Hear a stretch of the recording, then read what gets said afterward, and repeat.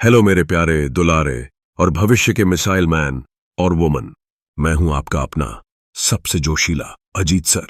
और आज हम बात करने वाले हैं एक ऐसे इंसान की जिनकी कहानी सुनकर सीना गर्व से चौड़ा हो जाता है, जिनकी सादगी और महानता ने पूरी दुनिया को प्रेरित किया। जी हां, आज हम जानेंगे भारत के रत्न, महान वैज्ञानिक और पूर्व राष्ट्रपति डॉक्टर APJ अब्दुल कलाम साहब के बचपन की कहानी, उनके अपने शब्दों में, उनके लेख स्ट्रॉन्ग रूट्स से। तो तैयार हो जाइए, क्योंकि ये कहानी सिर्फ कहानी नहीं बल्कि जिंदगी जीने का एक सबक है, वो भी अजीत सर के स्टाइल में। तो बच्चों, ये कहानी है खुद कलाम साहब की जुबानी। वो बताते हैं कि उनका जन्म रामेश्वरम के द्वीप शहर में, जो उस समय मद्रास राज्य का हिस्सा था, एक मध्यम वर्गीय तमिल परिवार में हुआ था।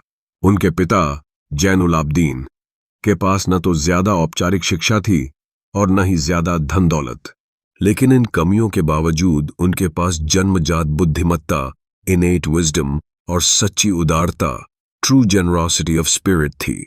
मतलब दिल के राजा थे। और उनकी माँ आशी अम्मा उनके लिए एक आदर्श जीवन संगिनी, आइडियल हेल्पमेट थीं।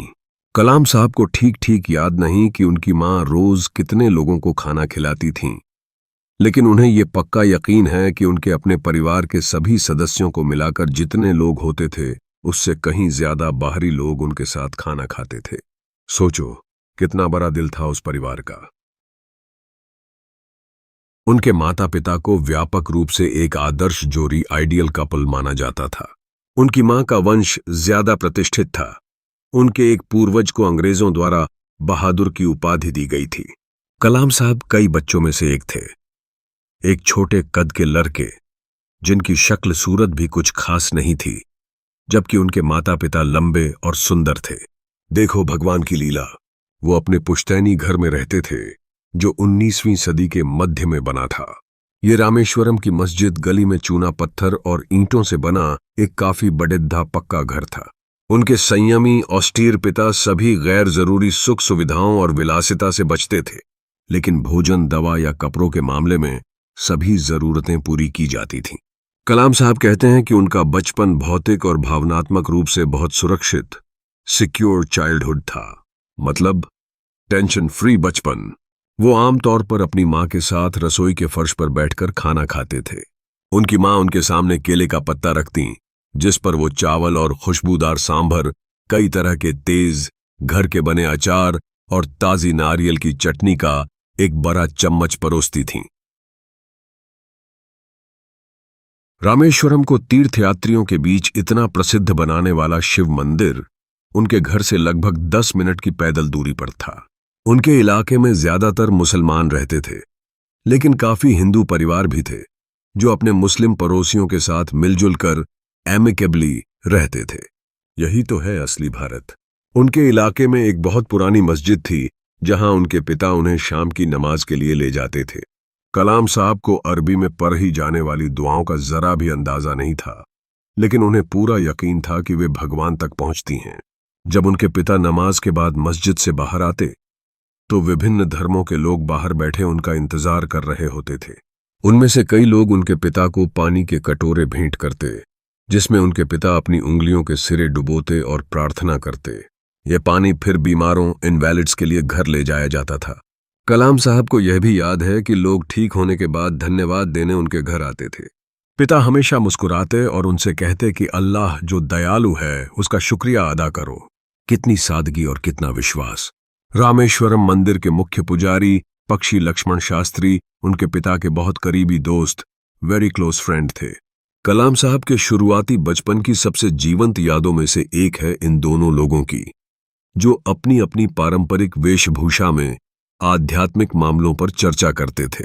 सोचो, एक मंदिर का पुजारी और एक मस्जिद जाने वाला आम इंसान, कितनी गहरी दोस्ती और विचारों का आदान प्रदान। जब कलाम साहब इतने बड़े हो गए कि सवाल पूछ सकें, तो उन्होंने अपने पिता से प्रार्थना की प्रासंगिकता, रेलेवेंस ऑफ प्रेयर के बारे में पूछा। उनके पिता ने उनसे कहा कि प्रार्थना में कुछ भी रहस्यमय, मिस्टीरियस नहीं है, बल्कि प्रार्थना लोगों के बीच आत्मा का संवाद, कम्युनियन ऑफ द स्पिरिट संभव बनाती है। उन्होंने कहा, जब तुम प्रार्थना करते हो तो तुम अपने शरीर से परे चले जाते हो और ब्रह्मांड, कॉस्मोस का हिस्सा बन जाते हो, जो धन, उम्र, जाति या पंथ का कोई भेद नहीं जानता।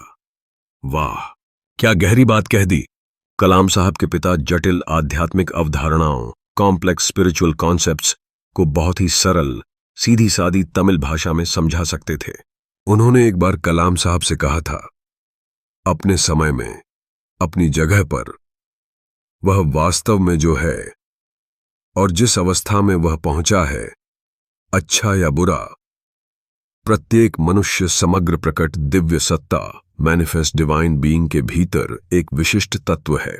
तो कठिनाइयों, कष्टों और समस्याओं से क्यों डरें?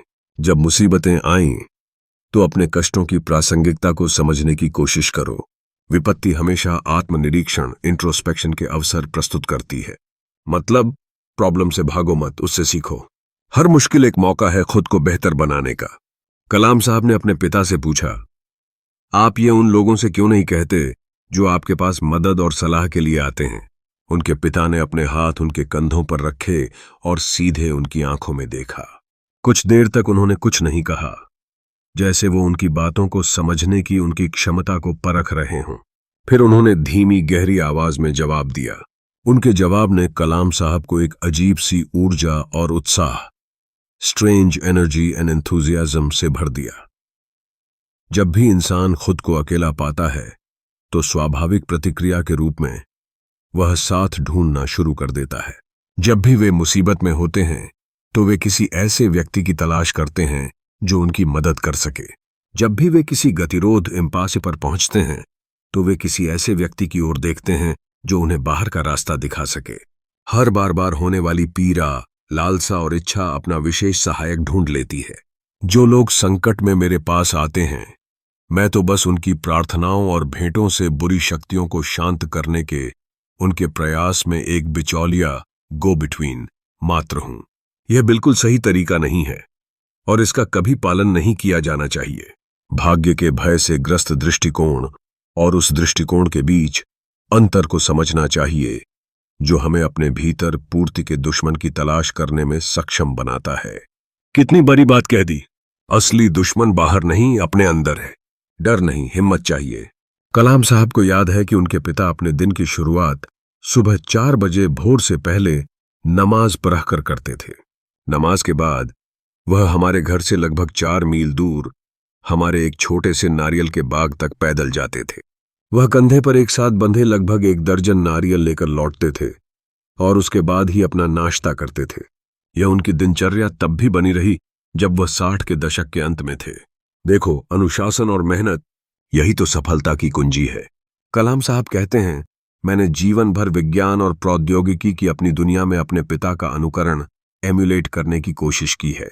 मैंने अपने पिता द्वारा मुझे बताए गए मौलिक सत्यों, फंडामेंटल ट्रूथ्स को समझने का प्रयास किया है और मुझे विश्वास है कि एक दिव्य शक्ति, डिवाइन पावर मौजूद है जो किसी को भ्रम, दुख, उदासी और असफलता से ऊपर उठा सकती है और उसे उसके सच्चे स्थान तक पहुंचा सकती है। और एक बार जब कोई व्यक्ति अपने भावनात्मक और शारीरिक बंधन को तोड़ देता है तो वह स्वतंत्रता, खुशी और मन की शांति, freedom, happiness and peace of mind के मार्ग पर होता है। तो बच्चों, ये थी स्ट्रॉन्ग रूट्स की कहानी।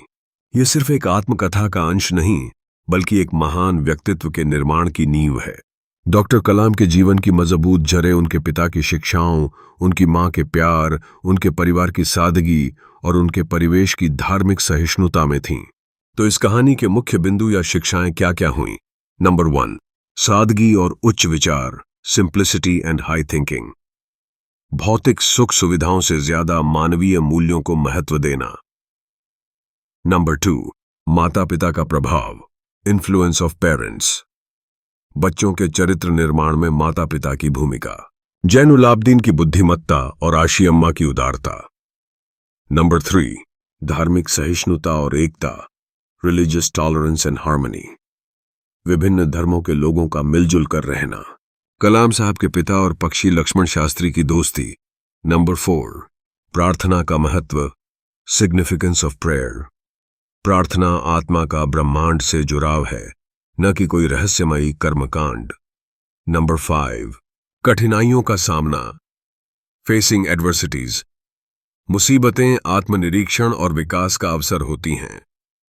नंबर 6, आत्मानुशासन और केडीडीडी मेहनत, self discipline and hard work. सफलता के लिए आवश्यक गुण, जैसा कलाम साहब के पिता के जीवन में दिखा।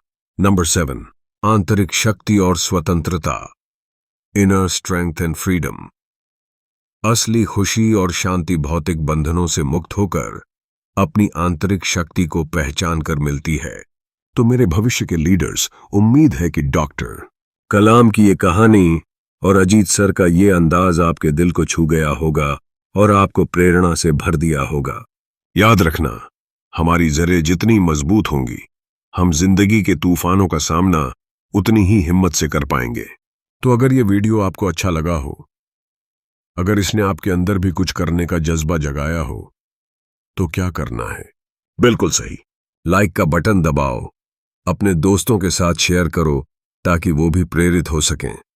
और हाँ, चैनल को सब्सक्राइब करना बिल्कुल मत भूलना ताकि तुम अजीत सर की कोई भी ज्ञानवर्धक और मजेदार क्लास मिस ना करो। अगली क्लास में मिलेंगे एक और प्रेरणादायक कहानी या कविता के साथ। तब तक अपनी जड़ों को मजबूत करते रहो, ऊंचे सपने देखते रहो और उन्हें पूरा करने के लिए मेहनत करते रहो। जय हिंद।